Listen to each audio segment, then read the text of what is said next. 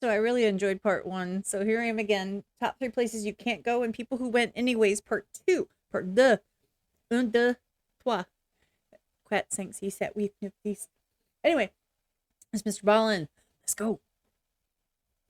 I think we all like to believe that the whole world is accessible to us if we just had the time or the money or maybe both. But in today's video, I'm going to shatter that illusion and share with you a top 3 list of places you can't go no matter how much money or time you might have. And for each of these locations, I'll share with you an instance of someone going there anyways and what happened to them. Spoiler, it didn't end well. But before we get into today's top 3 list, if you're a fan of the strange, dark, and mysterious delivered in story format, then you've come to the right place. Because that's all I do, and I upload 3, 4, even 5 times every week. If that's of interest to you, then please give the like button a one-way ticket to North Sentinel Island. Also, please subscribe to this channel and turn on all notifications so you don't miss any of my weekly uploads. All right, let's get into today's stories.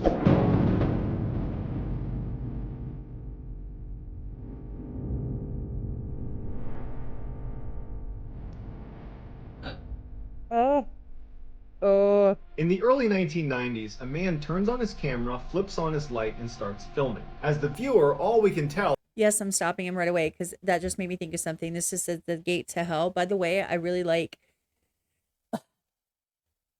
creepy ghost story, cultish. I love that stuff. I love learning about it. I love learning about conspiracy theories, all of that stuff. If you have any suggestions, please put them in the comments down below. Don't forget to hit the like and subscribe because I never ask anyone to do that. And let's be fair, yeah, it's a thing. So make sure you check him out too, right? Okay. Anyway, give me suggestions. I want all the creepy, weird, crazy, downfall, spicy, insane people stuff. I love it. The more unhinged, the better. A man turns on his camera, flips on his light, and starts filming. As the viewer, all we can tell is that he's in this gray hallway. It's very unclear where he is. It does appear to be something that might be underground because everything seems to be concrete. As he's filming, he begins walking down this narrow corridor where there's nothing on the walls or on the ground or anywhere to give away where he is. And so for the first 40 seconds of him just walking down this kind of meandering hallway, it's very uneventful. Then at some point, he aims his camera at what looks like an arrow that's been spray painted on the wall. He looks down at the ground and there's another arrow. He starts to follow the arrows and he's filming each one as he comes across them as he goes farther and farther off of the main hallway. And at some point the arrows bring him to this room, which at first you can't tell what it is.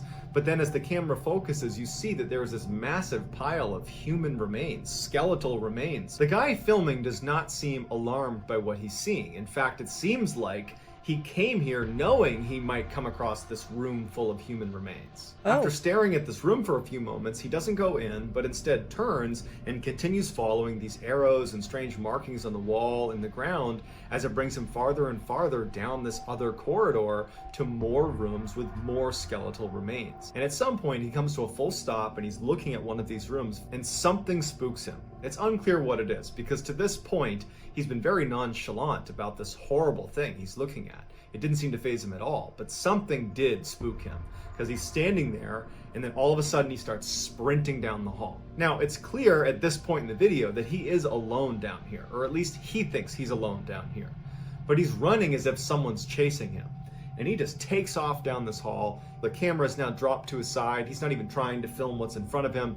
You hear his breathing and it's very panicked. And at some point he kind of trips and drops his camera and the camera comes to rest in this puddle looking right up against the wall. So you don't have a clear view of where this guy is or what's going on. And all you hear is his panicked breathing and his rapid footsteps as he continues to run down the hallway and eventually just disappears and it's totally silent. And at some point the camera runs out of batteries and it turns off. 10 years later, a group of urban explorers would find this man's camera where he had dropped it 10 years earlier in one of the scariest places on Earth. Hundreds of feet below the streets of Paris, France, lies one of the world's largest mass graves. It's known as the Paris Catacombs, and it's about 200 miles of intricate passageways that loop all over the city of Paris, where over 6 million people have been buried. The reason all these people were buried down there is because by the 17th century in Paris, The cemeteries in the city were overflowing, and so the decision was made to move their bodies down underneath the streets of Paris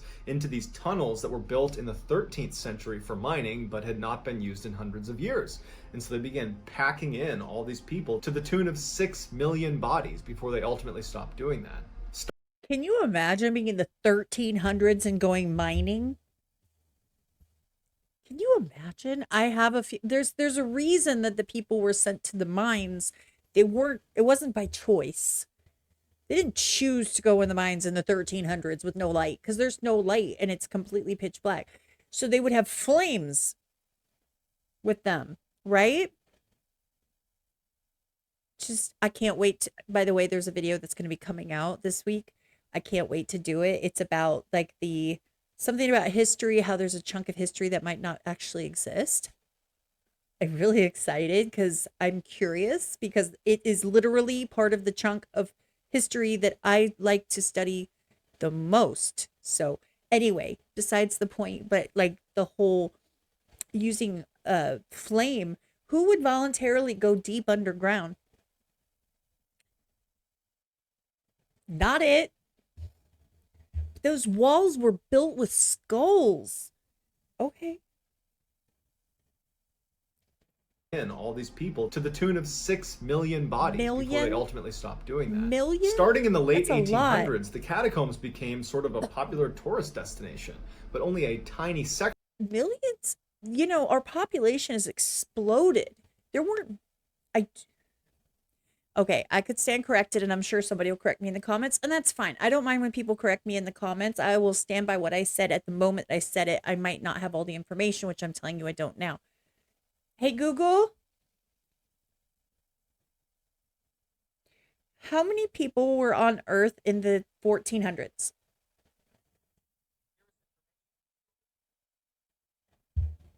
350 million. Total?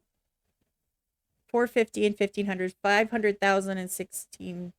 Wow, 1500. Oh, that was only 150 years, and it went up 100,000, and then it went up 50,000. So there was a lot of people knocked off in that time period. And then 110 million. Sorry, million. Okay, so 6 million, but it says bury 6 million people in one place. That's a lot of people. Anyway, tangent, sorry. Hundreds, the catacombs became sort of a popular tourist destination, but only a tiny section of the catacombs was made open to the public, meaning there are literally hundreds of miles of passageways in the catacombs that are totally sealed off to the public. No one goes in there, even though many people believe in these forbidden sections of the catacombs, there are entrances to additional levels of the catacombs, that there could be as much as 400 miles of passageways in the catacombs just waiting to be explored, but no one's allowed to go in there, at least not legally. There's an entire community of people that are sneaking into the forbidden section of the catacombs by going through sewer drains and getting onto train tracks and sneaking into these little cracks in the side of the walls. I mean, it's incredibly dangerous. It involves wriggling your way into these 13th century tunnels that are unmapped, pitch black, and no one knows you're there. Not to mention, you're surrounded by literally millions of dead people. Once people started figuring out how to sneak into the forbidden section of the catacombs, there's been countless stories of these urban explorers sneaking in, getting lost, and never coming out again. Which is exactly what we think happened to the guy with the camera who saw the arrows and then ran away. His camera was located miles and miles into one of those forbidden sections. Wow. He heard something. Panicked. In 2014, Kenny Veach was an avid long-distance hiker that spent lots of his time hiking around the Mojave Desert. Hey, respect to everybody who does the outdoorsy thing, who does the hikey thing. I mean, complete respect, climbs rocks and things. I mean, hey, more power to you. That is not me. And someone, like, I have this thing where it's like, you know, if you're trying to go on this little shelf on the side of a mountain that, like, anyway, you kind of know what you're getting into. By the way, there's a really cool thing about in the desert. Is it the desert or somewhere where there's like entire communities built into the sides of these like mountains in the desert? It's a whole thing. I don't know. My brain just went there. My brain works weird. Welcome to my brain. I just like the word brain. Brains.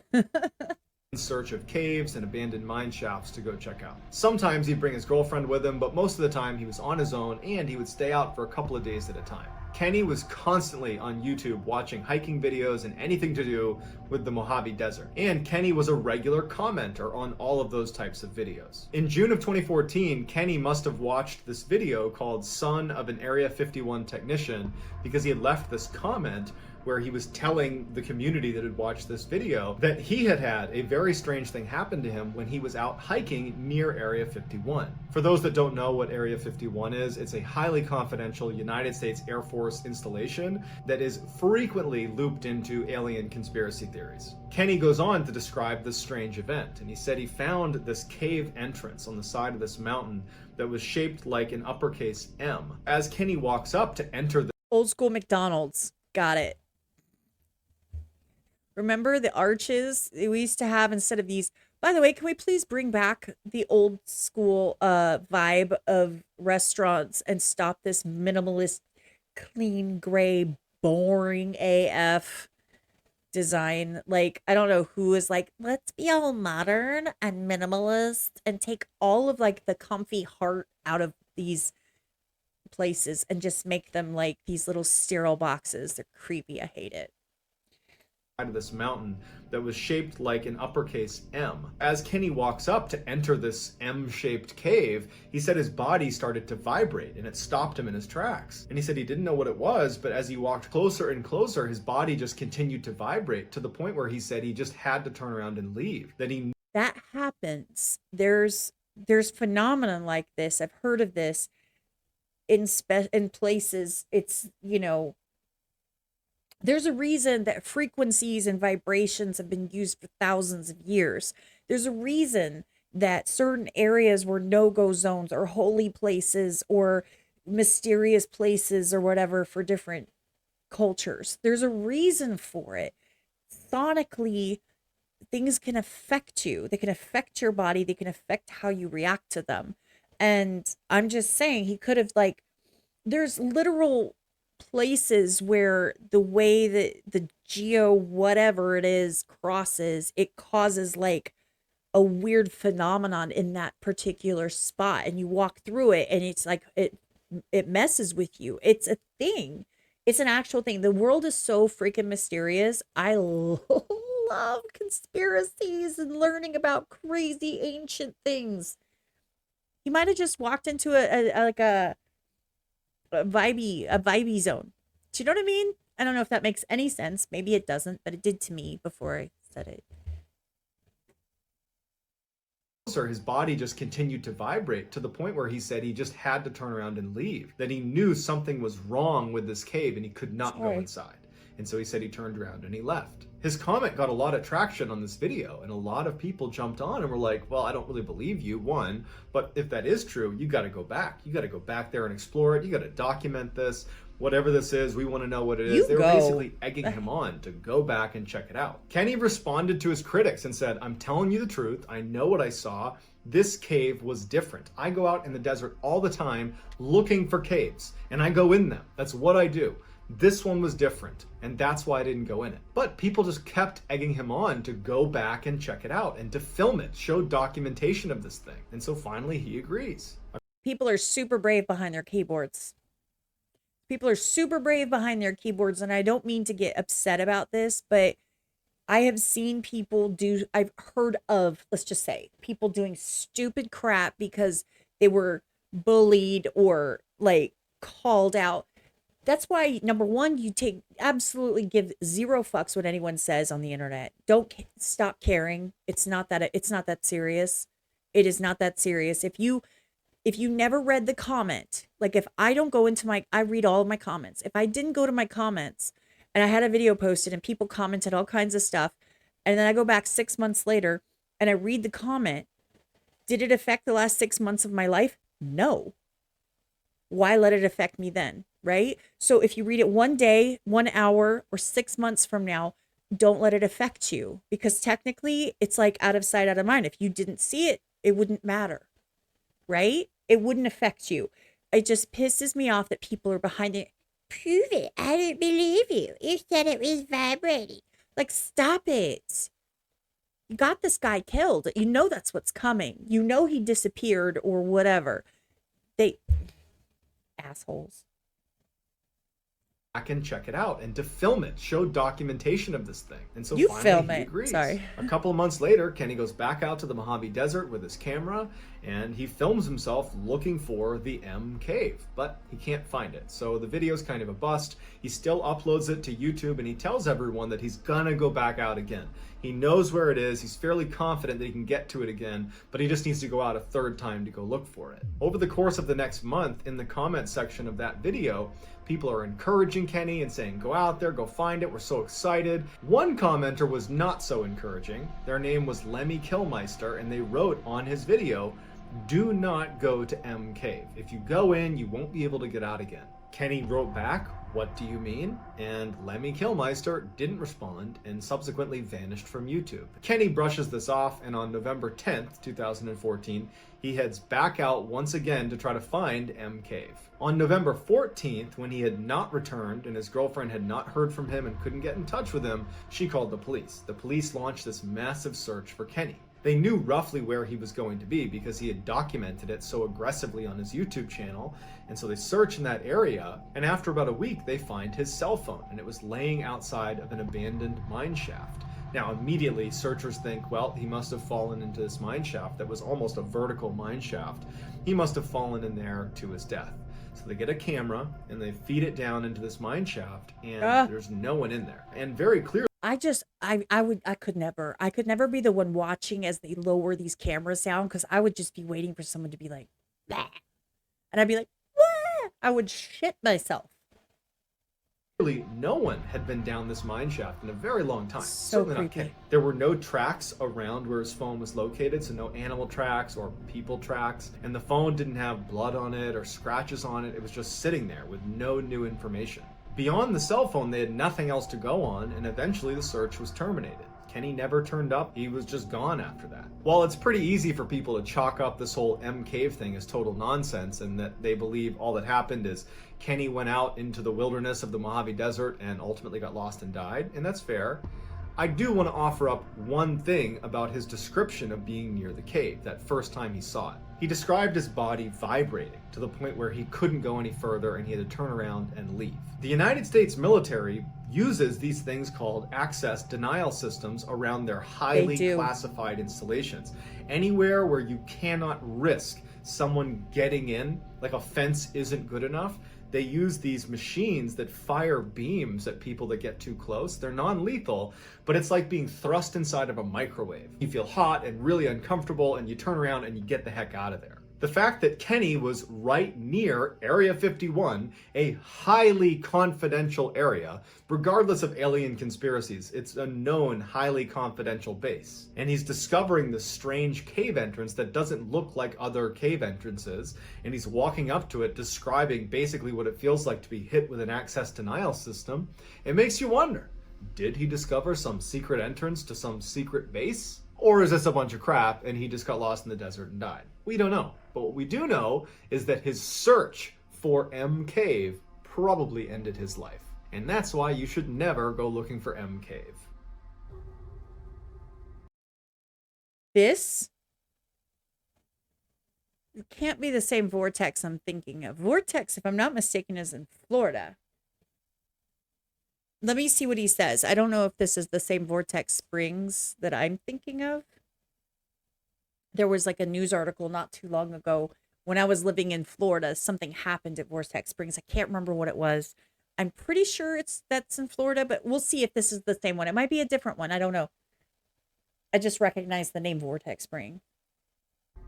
There can't only be one. As the sun began to set on August 18th, 2010, Ben McDaniel, who was 30 years old, walked to the end of the pier, put on all of his diving equipment, and jumped in the water. He slowly descended 115 feet and came to a stop right in front of a very famous underwater sign.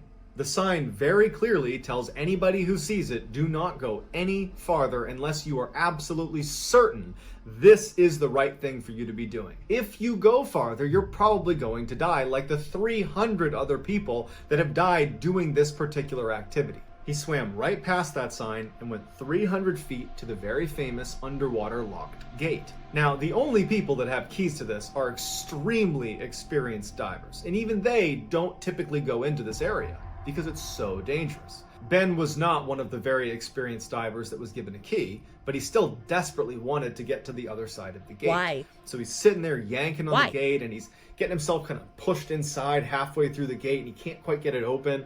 And another diver saw him doing this and was actually concerned that Ben was going to get trapped on the gate itself.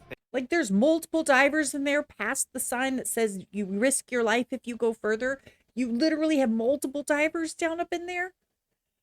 I think this is what I'm thinking of, because it's like not attraction. It's like I don't know. It's like you can go swimming. It's kind of like you could go swimming there, but like there are completely off limits sections, and there's a couple different springs that you can actually dive down in, like Ponce de Leon Springs in Florida. I've been there. It's $4 for a car load of people, and they have a swimming hole, but then you can actually dive in there, and there's like a whole. It's really pretty. I love it there. I absolutely love it there. And then of course they have Vortex. I'm pretty sure it's Vortex is in Florida. I might be wrong. Hey Google, where's Vortex Springs?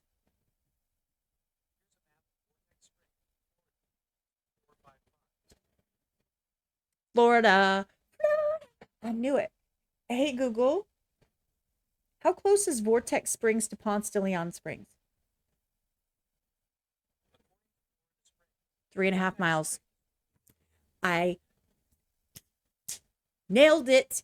I've never been to Vortex Springs because we heard nothing but like really crappy, crazy, weird things about it. But Ponce de Leon, by the way, it's not Ponce de Leon like you would think. They had to teach me. Now y'all listen. It's not Ponce de Leon. It's Ponce de Leon. Ponce de Leon. They would say Ponce de Leon. You just have to say it right, because you can't be saying it some kind of way. People are going to look at you like you crazy. They're going to look at you like you're crazy. South. Panhandle of Florida. Extended Alabama. I'm not from there.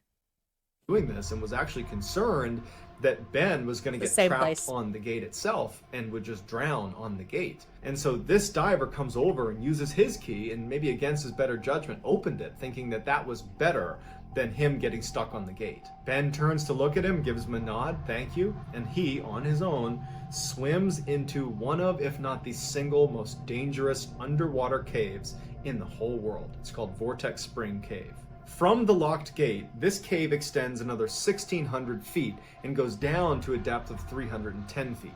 The majority of this section of the cave is mapped, but there are sections that are not fully explored because they're so narrow, where you have to literally take off your gear, wriggle through a hole, pull your gear through and put it back on. All the while you're barely holding onto your mouthpiece. And so really the full extent of this section of the cave is not known. While we don't know exactly what Ben did when he went through that gate and entered into this extremely dangerous cave, we do know that he didn't come out again. And after a couple of days and no one had seen him, they launched this massive search for him, and they combed as much as they could of inside of that cave, but there were sections that they were just not prepared to go search. And so he was never recovered. All they ever found were 2 of Ben's dive bottles. As a total side note, when I was reading about the Vortex Spring Cave, it reminded me of some of the things that we did when I was in the Navy SEAL teams.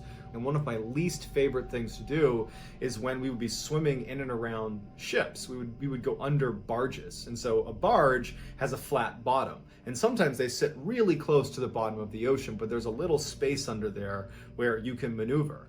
And so we would go underneath these barges where there was only a few feet of clearance, and it's totally pitch black, and you're swimming in just total blackness where you're so claustrophobic. You're basically tight in this little space where you're just hoping that nothing causes this barge to sink on me. And by the time you get out the other side, it's like this huge sense of relief. And so that's why this is number 1 on my list, because for me, the idea of being trapped in a little tiny alcove inside of an underwater cave where you can't get out, you're running out of air, it's pitch black. I mean, that is just the absolute worst way to go. That's gonna do it, guys. Let me know in the comments which of these 3 places you might actually want to go check out and why. I'll respond to all the early commenters, and I will pin the best overall comment at the top of the comment section. If you enjoyed today's video and you haven't done this already, please purchase the like button, a one-way plane ticket to North Sentinel Island. Also, please subscribe to this channel and turn on all post notifications so you don't miss any of my weekly uploads. If you want to get in touch with me, you can direct message me on Instagram or on Twitter. My username is the same on both platforms. It's JohnBallen416. Also, I have a ton of content over on TikTok where my username is MrBallen. If you have a story suggestion, please submit it to our subreddit just called MrBallen. I check it every day, and if I intentionally use one of your suggestions, I will absolutely credit you. So whether I see you on Instagram, Twitter, TikTok, Reddit, YouTube, some combination, just know that I really appreciate your support, and until next time, guys, that's gonna do it. See ya. Awesome as always. Awesome as always. Yeah, that's about it. That being said, super awkward, unprofessional, and yeah, I've never been to Vortex Springs, and there's the reason why, because I knew there was a lot of negative, you know, oh, don't go there, oh, people get killed there, people die there, that kind of thing. Anyway, take care of yourselves and each other. Remember that you are valid and you matter. Don't let anyone tell you different. I love y'all. I'm out. That was fun. Part deux.